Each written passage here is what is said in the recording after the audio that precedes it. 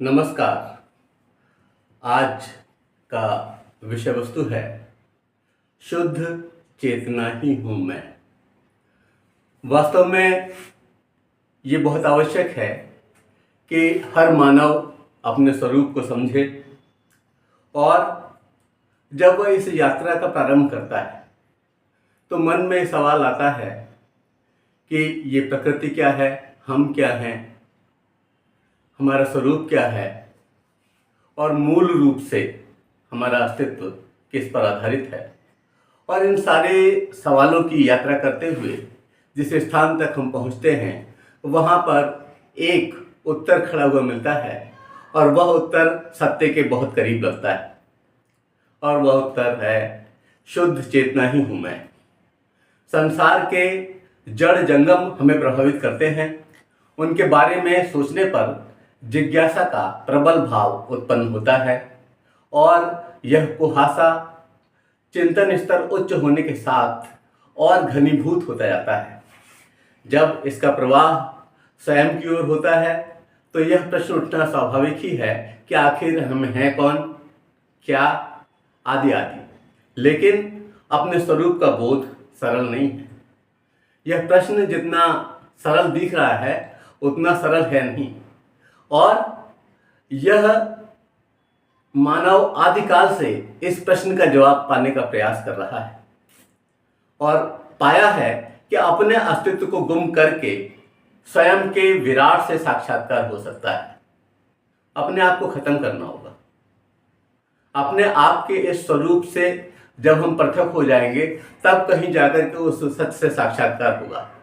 जिस प्रकार हवा में तैरता कोई जलकण तब तक लघु है जब तक वह विशाल समुद्र से एकाकार करके स्वयं को खो नहीं देता, लेकिन खोने के तुरंत बाद वह समुद्र है। उस जैसे बिंदुओं के समूह से ही विशाल समुद्र बना है, जिसकी शक्ति अपरंपार है, जिसमें बहुमूल्य निधियां आज भी विराजमान हैं। लेकिन हाय रे मानव, तुझे आज भी स्वयं की तलाश है और यह तलाश भी एक गलत दिशा में है, बाहर की ओर, जो बढ़कर कर्म न करने की आसक्ति की ओर बढ़ रही है। हम वह भूल रहे हैं जो भगवान श्री कृष्ण ने श्रीमद् भगवद गीता के 2 अध्याय के 47वें श्लोक में कहा कि कर्मण्येवाधिकारस्ते मां फलेषु कदाचन मां कर्म फल हेतुर्भूमा ते संगो अस्तु कर्मणि।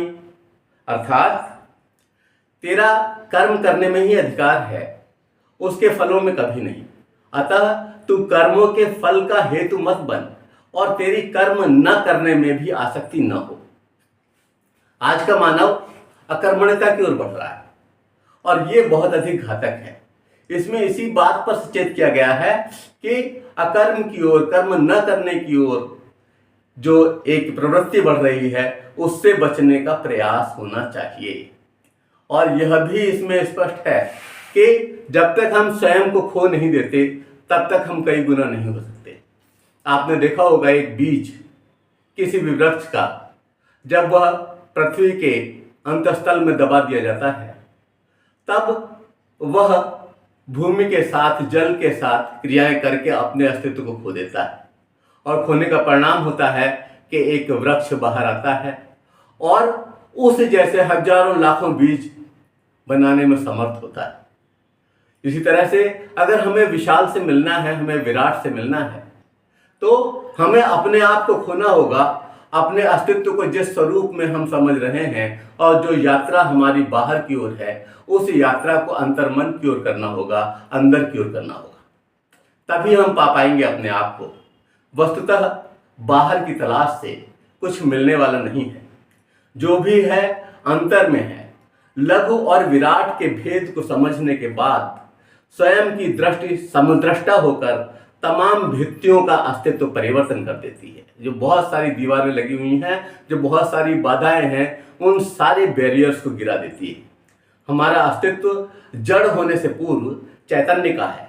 निज स्वरूप का बोध होने के साथ संबंधों की तमाम दीवारें धराशायी हो जाती हैं, दरक जाती हैं।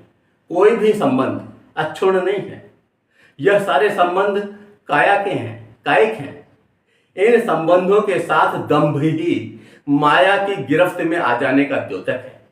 हम देह नहीं हैं, हम अपने आप को देह मान बैठे हैं। हम अगर देह होते तो सारे समीकरण बदल जाते। जो सारे के सारे लोग अलग अलग स्वरूप में अलग अलग तरह के चीजों को धारण किए हुए दिखाई पड़ रहे हैं, उन सब में एक विशुद्ध चैतन्य आत्मा है। और यह जो हमारा शरीर है, यह जो हमारी काया है, यह तो हमारा आवरण। हम देह नहीं हैं, बल्कि शुद्ध चैतन्य आत्म तत्व है जो कभी नष्ट नहीं होता। श्रीमद् भगवद गीता के 2 अध्याय में ही 23वें श्लोक में इस बोध के जागरण के प्रयास में कहा गया कि नैनम छिन्दन्ति शस्त्राणि नैनम दहति पावकः न चैनम क्लेदयन्त्यापो न शोषयति मारुतः। अर्थात इस आत्मा को शस्त्र नहीं काट सकते, इसको आग जला नहीं सकती, जल इसको गला नहीं सकता और वायु सुखा नहीं सकती। हम किससे मोह कर रहे हैं? जिस तरह से हम कोई नाटक देखते हैं, सीरियल देखते हैं, उसमें कोई किसी का पिता है, कोई किसी का माता है और अगले सीरियल में वो संबंध बदल जाते हैं। दूसरी तमाम जो श्रव्य दृश्य सामग्री हमारे सामने दृष्टिगत होती है, उसमें वह संबंध अलग अलग मालूम पड़ते हैं और वास्तव में पता करने पर चलता है कि ऐसा तो कोई संबंध है ही नहीं, वह ही हमारा है। हमारे ये सारे के सारे संबंध जितने दिखाई पड़ रहे हैं, वह केवल देह के हैं। और इस देह की समाप्ति के बाद जब आत्मा उस अनंत की यात्रा पर चलती है, तब फिर वह नई देह धारण करके पुनः यहाँ पर आती है या फिर उस परम तत्व में विलीन हो जाती है। जिस तरह जल की बूंद सागर में या फुटबॉल या अन्य स्थल में घनीभूत वायु बाहर आकर संपूर्ण व्योम हो जाती है, ठीक इसी तरह हम सब आत्मतत्व जो कि शुद्ध चैतन्य स्वरूप हैं, अंततः परमात्मा में, उस विराट में लय होकर उससे एकाकार कर लेते हैं। और जो किसी भी कारणवश इस स्थिति को प्राप्त नहीं कर पाते, वे बारंबार आवागमन के चक्र में रहते हैं और प्रारब्ध व उसके परिणाम से ग्रसित हो अपने शुद्ध चैतन्य स्वरूप को जानने की दिशा में अग्रसर होते रहते हैं। ऐसे ही योगी मानस हेतु श्रीमद् भगवद गीता के 2 अध्याय के 69वें श्लोक में कहा गया कि या निशा सर्वभूतानां तस्याम जागृति संयमी यस्या जागृति भूतानि सा निशा पश्यतो मुने। अर्थात संपूर्ण प्राणियों के लिए जो रात्रि के समान है, उस नित्य ज्ञान स्वरूप परमानंद की प्राप्ति में स्थित प्रज्ञ योगी जागता है। और जिस नाशवान सांसारिक सुख की प्राप्ति में सब प्राणी जागते हैं, परमात्मा के तत्व को जानने वाला मुनि के लिए वह समय रात्रि के समान है, अंधकार के समान है। और आप ये समझिए कि ज्ञान की तलाश में वह मानस उस समय भी जागरण कर रहा होता है जबकि बाकी दुनिया सो रही होती है। तब वह तलाश रहा होता है कि वह कौन है और उसकी तलाश धीरे धीरे बढ़ती है उस ओर जहां पर वह अपने अस्तित्व का इस संसार में जो बोध दूसरों के है, उस बोध से अलग तरह का बोध कर लेता है। जब तक स्वयं में शुद्ध चैतन्य आत्म स्वरूप के दर्शन नहीं होते और परम सत्य मानस से उद्भूत नहीं होता, तब तक समदृष्टि विकसित नहीं होती और हो भी नहीं सकती। इसी कारण हम सभी में उस विशुद्ध चैतन्य आत्म तत्व का दर्शन नहीं कर पाते और इस स्वरूप की काया परिवर्तन की स्थिति बनी रहती है। हमारे बार बार जन्म लेने का कारण क्या है? हमारे बार बार यहाँ पर आने का कारण क्या है? क्योंकि वह समत्व दृष्टि, वह विशिष्ट दृष्टि हमारी विकसित नहीं हो पाती जिसमें कि हम अपने आप को शुद्ध चैतन्य स्वरूप को समझ सकें।